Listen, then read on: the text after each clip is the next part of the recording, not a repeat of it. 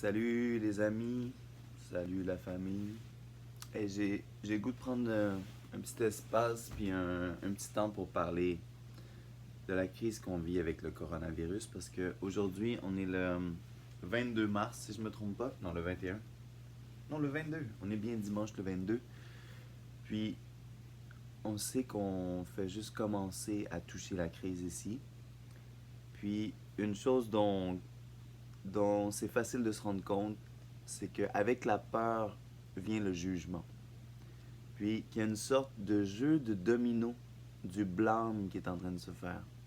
Les gens sont en train de commencer, je dis les gens, pas tout le monde, mais il y a beaucoup de gens qui, par la peur, puis en sachant qu'on fait face à quelque chose de grave qui s'en vient, commencent déjà de manière consciente, inconsciente à chercher des coupables en fait. Euh, Mon point, c'est pas nécessairement de dire qu'il n'y aura pas de coupable. On aurait pu faire mieux.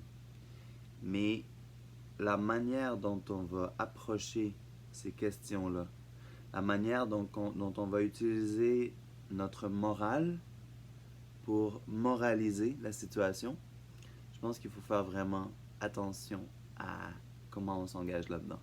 Dans le sens qu'on vit une situation de crise, c'est une situation extraordinaire. Déjà dans la vie normale, on sait à quel point quand on, quand on se divise les uns les autres, on se met à se juger les uns les autres. Quel genre de climat est-ce que ça apporte entre nous? Est-ce que ça favorise la compréhension mutuelle? Est-ce que ça favorise de vraiment apprendre de nos erreurs dans le futur?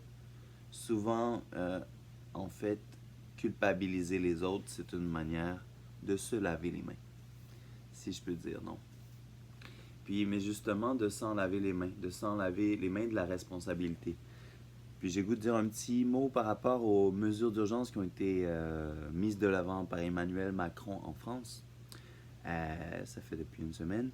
J'ai entendu une vidéo ce matin qui était un peu troublant, mais justement d'une femme, une infirmière en France, puis qui disait justement à quel point ils n'avaient pas été écoutés. Les femmes au front, les infirmières n'avaient pas été écoutées. Il y avait des situations qui se produisaient. C'est comme si on écoutait les experts, on écoutait les experts, puis tout à coup, bang, loi martiale. Mais en fait, qu'est-ce qui se passe? Oui, justement, on a mal géré la crise. Justement, on pourrait chercher des coupables. Il y en a qui vont aller pousser, qui vont aller dire par exemple, ah, les coupables, on va remonter jusqu'en Chine. Ah, les coupables, ça va être Emmanuel Macron. Ah, le coupable, bon. Plusieurs personnes auraient pu mieux faire, mais pour moi,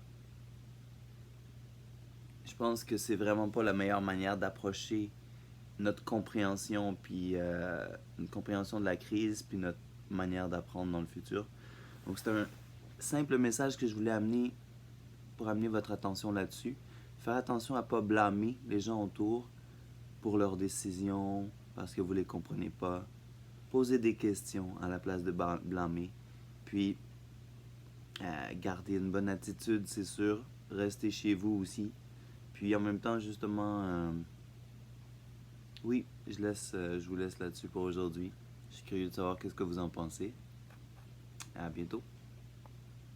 Hop, hop, hop. Mais comment j'arrête ce vidéo? Comment j'arrête ce vidéo?